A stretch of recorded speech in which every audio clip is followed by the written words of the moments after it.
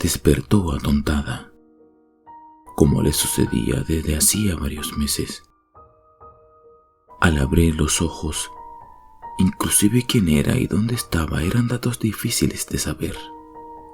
Luego de unos minutos, la realidad la golpeaba como un látigo y deseaba sumirse en el letargo de la inconsciencia.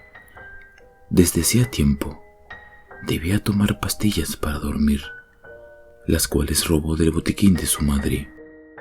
A esto atribuía sus lagunas mentales, los largos ratos de desorientación e inclusive la amnesia que últimamente estaba teniendo. Salió de la casa y comenzó a caminar hacia el muelle. Le gustaba mucho sentarse ahí completamente sola y tratar de olvidar eso que tanto la lastimaba, al grado de no permitirle respirar. Tenía la sensación de que se ahogaba. Necesitaba escapar del dolor como le fuera posible.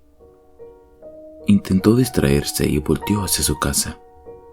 Era muy hermosa, rodeada por árboles frutales, bugambilias y rosales, con acabados de madera y hermosas ventanas de piso a techo que casi se cubrían con espesas enredaderas.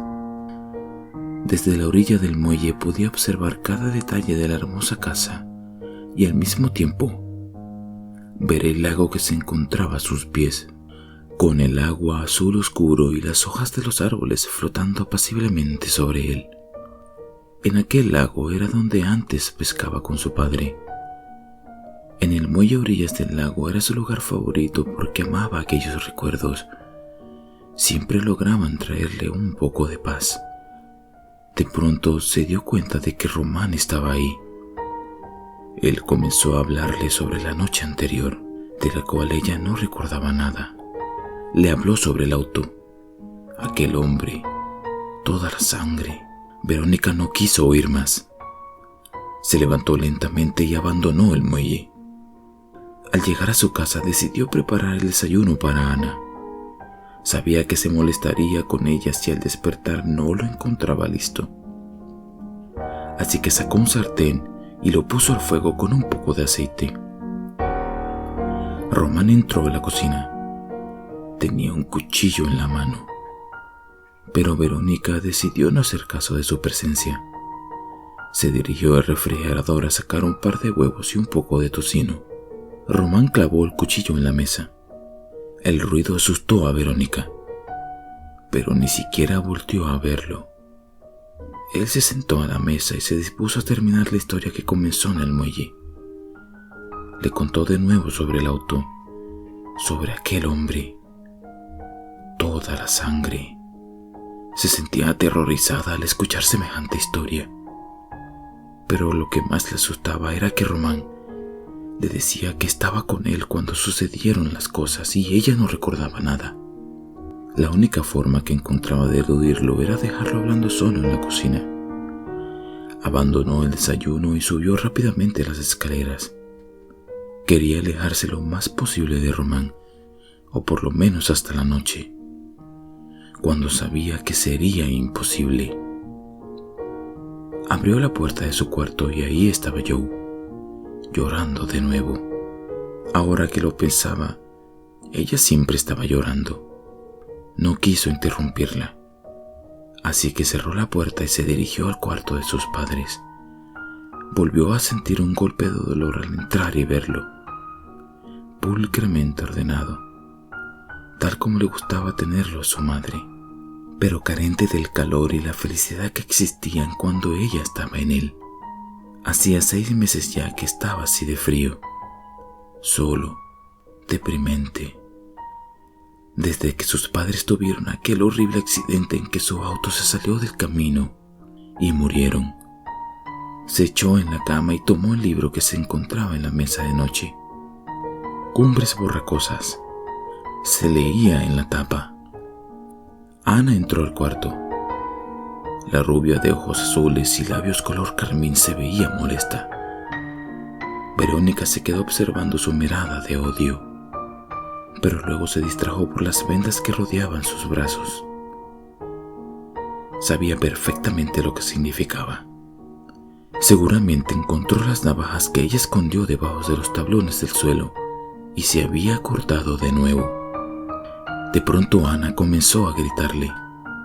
Tenía hambre y cuando bajó, lo único que encontró fue a Román con un cuchillo ensangrentado y la sartén con aceite. Verónica decidió ignorar sus gritos y bajó las escaleras. Se dirigió a la cocina y terminó de preparar el desayuno. Esta vez, ignorando completamente a Román. Ana se sentó a la mesa y comenzó a desayunar. Verónica se quedó a observarla comer. Las dos intentaron ignorar al despeinado sujeto sentado a su lado, que jugaba despreocupadamente con un arma homicida. Ya eran las 11 de la mañana.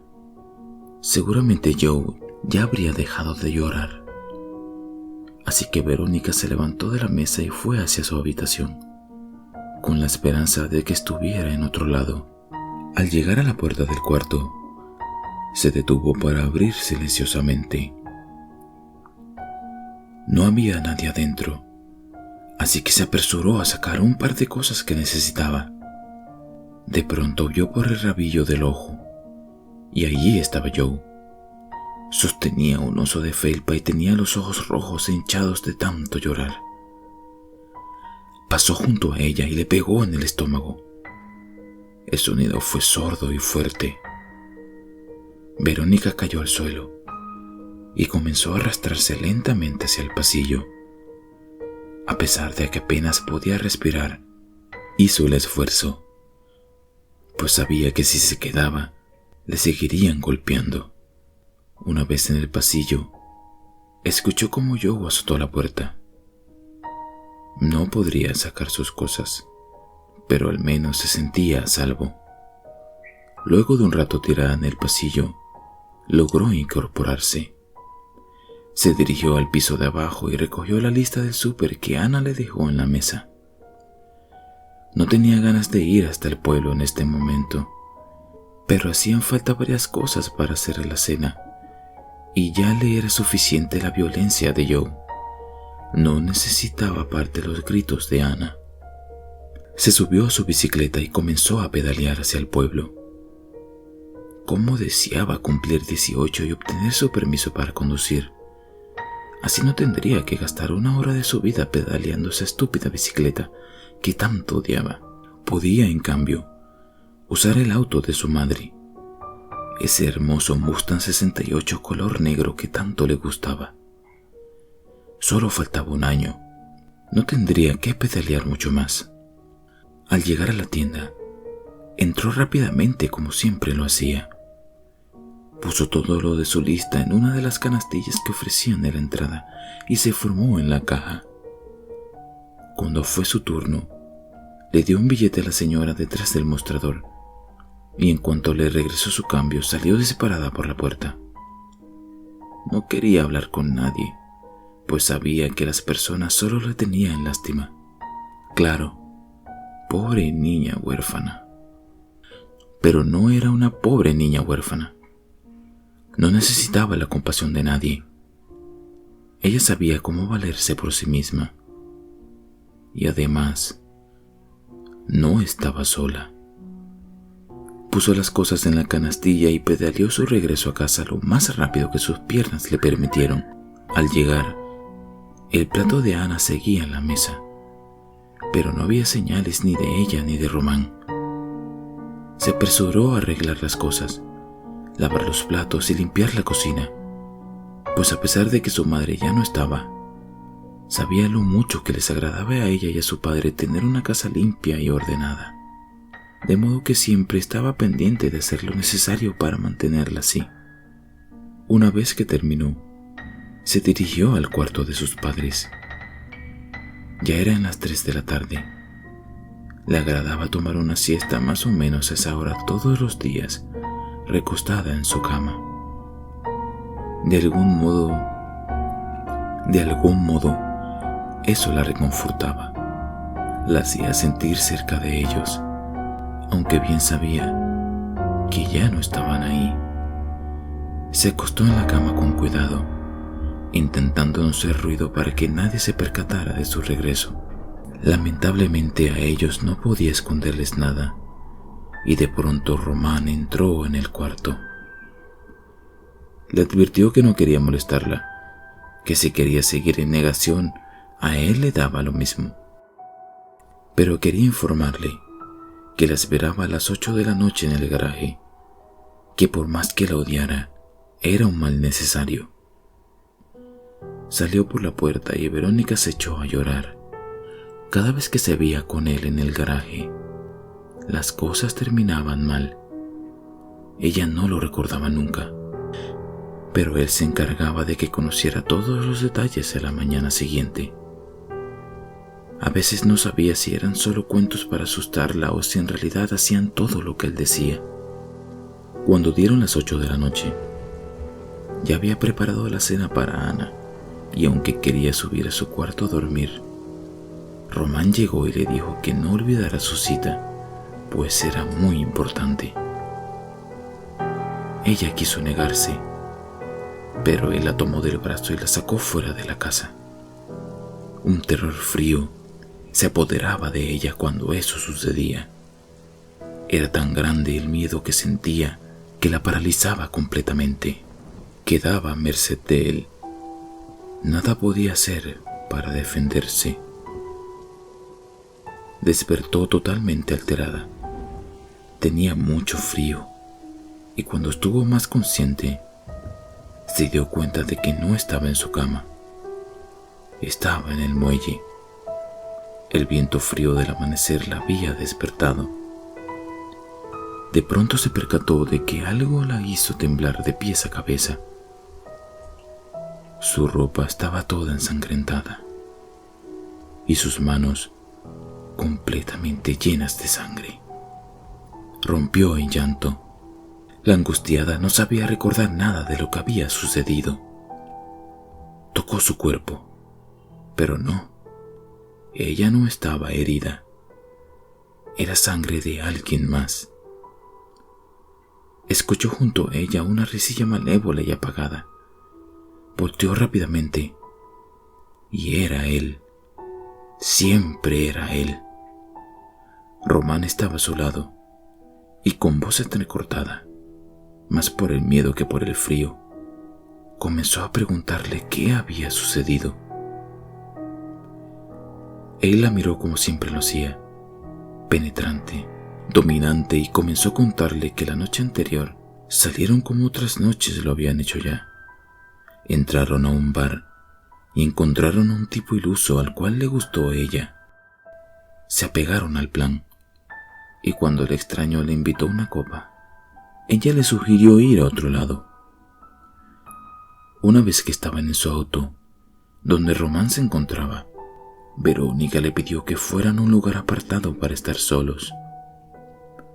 Bajo la influencia del alcohol y con los sentidos aturdidos, el hombre aceptó y pronto se encontraron cerca del lago. Y cuando se descuidó, Román lo asesinó despiadadamente con su cuchillo. Le amarraron algo pesado al cuerpo y lo tiraron al lago. Román le explicó que esta vez, a diferencia de las otras, ella no quiso llegar a su casa y asearse. Se encontraba muy cansada y se quedó dormida en el muelle. Por eso estaban ahí esa mañana. Como si fuera un autómata, se levantó y caminó hacia la casa. Llegó y se metió directamente a la ducha. Enseguida metió toda la ropa a la lavadora, esperando que eso le hiciera olvidar el horror que estaba viviendo. Ni siquiera recordó que Ana se molestaría si no le preparaba el desayuno, ni se preocupó de que yo la encontrara y la golpeara nuevamente. Estaba totalmente aterrorizada, casi en shock luego de darse cuenta que los cuentos de Román para asustarla no eran solo cuentos, sino la realidad en la que se encontraba. Entró sigilosamente a la cocina y allí estaba Ana, molesta porque tenía hambre. Rápidamente le preparó algo y subió a buscar a Joe. La encontró llorando sobre la cama de su madre. Se detuvo callada en el quicio de la puerta y pensó si esta sería su vida de ahora en adelante. Cumplir las exigencias de Ana, aguantar el llanto interminable y las agresiones de Joe. Y lo peor de todo, lo más terrible de todo, seguir ayudando a Román a cometer esos terribles asesinatos. Algo tenía que hacer para cambiar esto.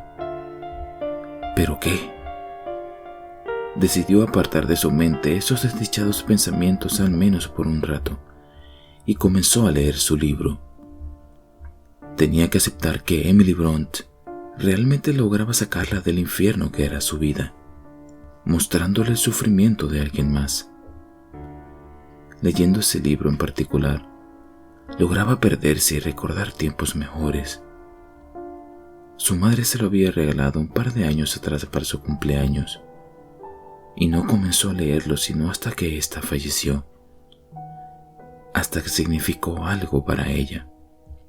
Verónica se quedó dormida luego de que leyó un par de hojas más. Al despertar vio el reloj asustada. Eran las 7:05. Tenía poco tiempo antes de la hora en que se veía con Román. La funesta hora del día. Bajó las escaleras con rapidez y se puso a hacer la cena. De pronto Joe estaba parada detrás de ella. Su corazón se detuvo por un segundo y se quedó inmóvil frente al pedazo de carne que estaba en el sartén. Joe sacó un jugo del refrigerador y volvió a subir las escaleras. Esta vez, sin hacerle daño. Verónica no entendía por qué siempre estaba tan triste y enojada, todo al mismo tiempo, pero prefería no preguntar. En esa casa las respuestas eran siempre las más horribles y dolían mucho más que las incógnitas. Terminó de hacer la cena al cuarto para las 8. Respiró hondo y sonó la campana que Ana le dio para indicar que la cena estaba lista. Esta apareció de pronto en la cocina con sus labios pintados de color carmín. Se veía feliz de tener la comida a tiempo. Se sentó a la mesa y Verónica se sentó a su lado, nerviosa pues ya eran casi las 8. Justo a las 8 bajó al garaje y vio a Román recargado en el Mustang 68 de su madre. Pero eso quedó en segundo plano. Detrás de la puerta, en la pared, había un gran espejo. Vio sus ojos rojos e hinchados de tanto llorar, su boca color carmín, sus brazos envueltos en unas vendas blancas, el oso de felpa en su mano izquierda y el cuchillo con la sangre, ahora seca, en su mano derecha. Sintió como si agua fría le cayera en el pecho, mientras recordaba aquella noche lluviosa hacía 6 meses, cuando tuvo una horrible pelea con sus padres, pues ella no quería asistir a los superficiales eventos a los que los invitaban. Su padre se enojó mucho y le dijo que si quería quedarse lo hiciera, pero que no saldrían varios meses. Verónica corrió hacia el garaje pues no quería que se fueran, así que se deslizó hacia la parte de abajo del auto de su padre y con unas pinzas cortó todos los cables que le fue posible hasta que cortó uno que derramó un líquido amarillo claro, y supuso que eso sería suficiente para que el auto no funcionara y no se pudieran ir. Grande fue su sorpresa cuando el auto arrancó y sus padres se fueron. Más tarde recibió una llamada.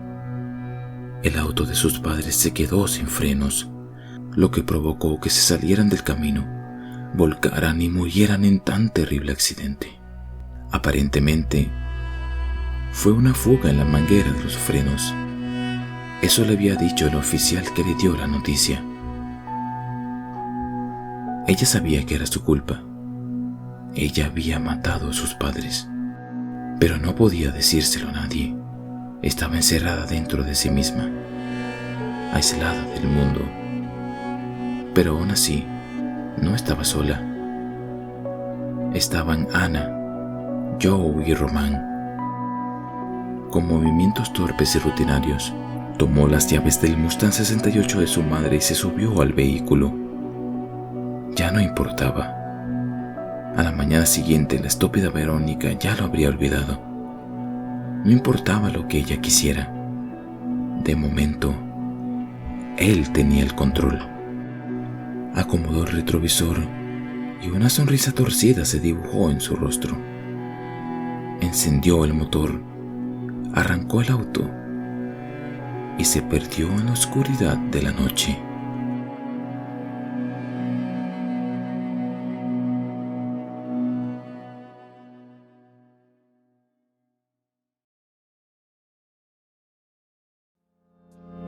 Espero que les haya gustado el video. Amigos, recuerden que si tienen historias aterradoras que quieran compartirme para que sean narradas en el canal, pueden hacerlo al siguiente correo: almaoscurarelatos32@gmail.com. Por favor, comenten qué tal les ha parecido el video, y si tienen alguna idea sobre algún nuevo video, pueden escribirla igualmente en la caja de comentarios. Sin nada más que agregar, les deseo a todos una feliz noche y recuerden siempre abrazar el abismo y la oscuridad.